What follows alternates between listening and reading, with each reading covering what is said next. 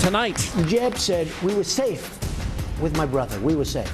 Well, the World Trade Center just fell down. The feud between Donald Trump and Jeb Bush over 9/11 intensifies. Look, my brother responded to a crisis, and he did it as you would hope a president would do. Governor Bush is here exclusively tonight to respond. The 7 members of my committee are much more focused on the 4 dead Americans than we are anyone's presidential aspirations. Hillary Clinton is set to testify this week in front of the Benghazi Select Committee. Will expose how she's changed her story over time. What difference at this point does it make? Plus, Louisiana Governor Bobby Jindal on his battle to defund Planned Parenthood. Hannity starts right here, right now. And welcome to Hannity Tonight. 2016 Republican presidential candidate Donald Trump is in a major war of words with his Republican rival, former Florida Governor Jeb Bush, over who's to blame for the 9/11 terrorist attacks. Now, here's what Trump has been saying in recent days. I think I'm much more competent than all of them. When you talk about George Bush, I mean, say what you want, the World Trade Center came down during his time. I would have been much different, I must tell you. Somebody said, well, it wouldn't have been any different. Well, it would have been. I am extremely, extremely tough on illegal immigration. I'm extremely tough on people coming into this country. I believe that if I were running things, I doubt those families would have, I doubt that those people would have been in the country. Jeb said we were safe during his reign. That wasn't true. And that's the only thing I pointed out. And I'm not blaming anybody, and I'm not blaming George Bush. Although, if you look at his 3 primary agencies, they hated each other. They weren't talking. It wasn't that they weren't talking by mistake. They hated each other. Well, and a good leader would have made sure they get along and they talk. And here's part of Governor Bush's response to Donald Trump. I have grave doubts, to be honest with you, and it's only because of the things he says. It looks as though he's not taking the responsibility, the possibility of being president of the United States really seriously. Here to respond to more details, 2016 Republican presidential candidate, former Florida Governor Jeb Bush. Governor, good to see you. That question that you were answering is whether or not you trust Donald Trump to have his finger on our nuclear arsenal. And your answer was no. Look, I mean, you have the Palestinian uprising incited by the Palestinian Authority. You have Syria in complete disarray. You have Iran interests in the region on the run. Russia now has as much or more influence than the United States in the region. And we need a steady hand. We need someone that understands the grave threats and America's leadership in the world. And his view of history is just wrong. The simple fact is that when we were attacked, my brother created an environment where for 2,600 days we were safe. No one attacked us again. And he changed the laws, he did everything necessary, he united the country, and he kept us safe.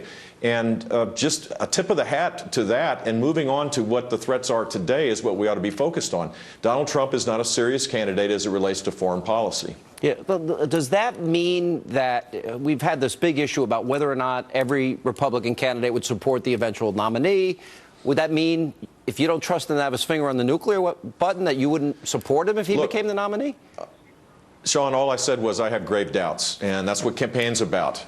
He can convince the American people that he's capable of being the commander-in-chief, but I think he has to show that he's capable. It's not just all about him. It's about policies. It's about a strategy. It's about understanding how the world works and how American leadership matters. Look at Syria. In the last month, Donald Trump has said, let ISIS take out Assad. And then he says, let Russia take out ISIS. He was happy that Russia is in Syria. That is not in our strategic interest to allow Russia to gain influence. They're barrel bombing the innocents in Syria. This problem is cascading out throughout the region. There are millions of refugees heading towards Europe.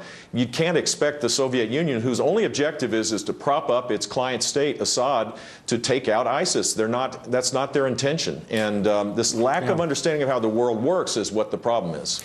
I want to ask you as it relates to, I think this is an important question because if we don't learn from the mistakes in the past, I would argue we're doomed to repeat them. And you're right, when you talk about all the different issues that are going on in the world right now, it's a pretty scary time in my opinion. In my first book, which I wrote in 2002, Let Freedom Ring, I actually described how Mansour Ijaz tried to broker a deal between the U.S. and Sudan where literally the Sudanese were offering, they wanted sanctions lifted, and they offered bin Laden on a silver platter. in a speech before the Long Island Business Authority, an old friend of mine, Matt Crossan, actually asked Bill Clinton about this issue. And I'm going to play it for you. And here's what he said. Mr. bin Laden used to live in Sudan. He was expelled from Saudi Arabia in 91 and he went to Sudan. And we did a period with Sudanese and wanted America to start dealing with them again. They released him. At the time, 96, he had committed no crime against America, so I did not bring him here because we had no basis on which to hold him. So we knew he wanted to commit crimes against America. So I pleaded with the Saudis to take him, because they could have, but they thought it was an arbitrator, and they didn't, and that's why I wound up in Afghanistan. If Bill Clinton knew he wanted to commit crimes against America and was offered him, and he didn't take him, isn't that in and of itself a legal basis to take the guy? I mean, if we're going to really delve into this issue, that seems to me like an admission. I think there's two ways to look at Islamic terrorism. One is a threat that has to be taken out as it relates to creating a strategy that calls it a war, or we view it as a law enforcement operation where people have rights. I think the Clinton administration made a mistake of thinking bin Laden had to be viewed from a law enforcement perspective. Similarly, President Obama's policies seem to be focused on that as well. This is a war against Western civilization. And without the United States leadership, this will be a problem for generations to come. And I think we need to be much more forceful, both here to protect the homeland as well as overseas, to create a strategy to unite the world against this grave threat. And I don't believe Donald Trump has the capability of doing that. You see the backlash emerging now in Europe over the refugee problem from Syria and Iraq. And the president said he's going to bring in 250,000 refugees into this country. My fear is, and our National Intelligence Director, James Clapper, said that ISIS in Iraq will infiltrate the refugee population. If that's the case, I don't think we can risk taking one refugee in, although we can help probably on a humanitarian basis. What's your position on that?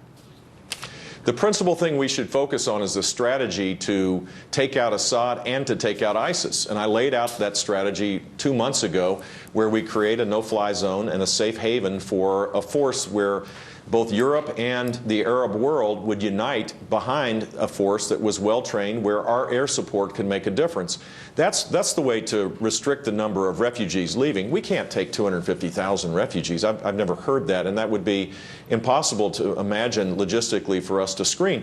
And it's going to be a huge problem from Europe as well. Russia has made this worse, and Donald Trump believes that Russia's presence is a good thing in Syria. It just makes no sense at all. Well, he's running for President of the United States. He should be Commander-in-Chief. He's running for Commander-in-Chief. He should have a policy that projects America's leadership and presence in the world, not to applaud Putin for filling our void. Let me ask you two other foreign policy questions, because I think they're important. One is the president now signing off on this whole Iranian deal. They get $150 billion, spin their centrifuges. We got nothing out of the deal. 24 days notice for inspections. They build their ICBMs. They build missile defense. They get more conventional weapons. That, coupled with John Kerry last week, here Israelis are getting killed, and he tried to create a moral equivalency between Palestinian terrorists and Israel. What are your reactions to those two specific, I think, huge mistakes? Well, first, they go hand in glove, because legitimizing the Iranian regime to now empower them to continue to be the largest sponsor of terrorism in the world, which is what we've done in an unverifiable agreement, is only sending fear throughout the region, and Israel correctly views this as an existential threat. I don't believe it's necessarily a coincidence that the Palestinian Authority is inciting violence against innocent Israelis. We have some say as it relates to the Palestinian Authority, given the fact that we provide aid, and we should be very clear that there is no moral equivalence, that inciting terror inside of Israel is not the equivalency of what Israel does in self-defense. They do this in their schools to incite a feeling of hatred towards Israel. Israel is responding as any sovereign nation would. We should be completely on their side on this. And frankly, the next President of the United States ought to be getting Israel's back. We need to make sure that we continue to support Israel, providing them with the most sophisticated equipment to create a deterrent effect as it relates to Iran. I think one of the ways to do it is to show our support for Israel. We have a few political issues emerging. The latest on Joe Biden getting in. Hillary Clinton's got a big showdown with the Benghazi Select Committee, and the Republicans can't seem to find a speaker. Thoughts on all three? Well, I think Joe Biden will be a strong candidate for sure. It'll be interesting to see as they trip over themselves to move to the left. It creates a huge opportunity for us to be able to regain the center with conservative principles and conservative policies, drawing people towards our cause. So I'm excited about that. I hope they have a fierce primary battle. And as it relates to the speakership, hopefully that'll sort itself out soon. And finally, what was the last question? About Hillary, the Benghazi Select Committee. Hillary, yeah. The idea that she thinks that this is a joke, that she literally laughs out loud when it's brought up about her emails and about Benghazi, when there's an FBI investigation and a congressional inquiry that's run by an honorable man, Trey Gowdy, that's not politicizing this, I think shows how vulnerable she is. Right, and I hope that the committee shows that. All right, so if you have grave doubts about Trump and the nuclear weapon, do you have grave doubts about who would you rather have with their finger on the button, Obama, Trump, or Hillary, or do all three scare you? No, look, I'd rather have the Republican nominee. That's who I'd rather have. I'm a loyal Republican. I've been that way for a long while. All right, Governor, good to see you again. Thanks for being with us. Appreciate it. Thank you. Coming up, we'll have more on this reaction, this battle between Donald Trump and Governor Bush, plus Hillary Clinton. She gets ready to face the Benghazi Select Committee, and she's laughing her head off. We'll detail how her story has changed when it comes to the terror attack that did, in fact, leave 4 Americans dead. Plus, Donald Trump was invited to appear on Fox News Sunday and Saturday Night Live. But guests on Saturday Night Live, one group's pretty unhappy about it. We'll tell you who.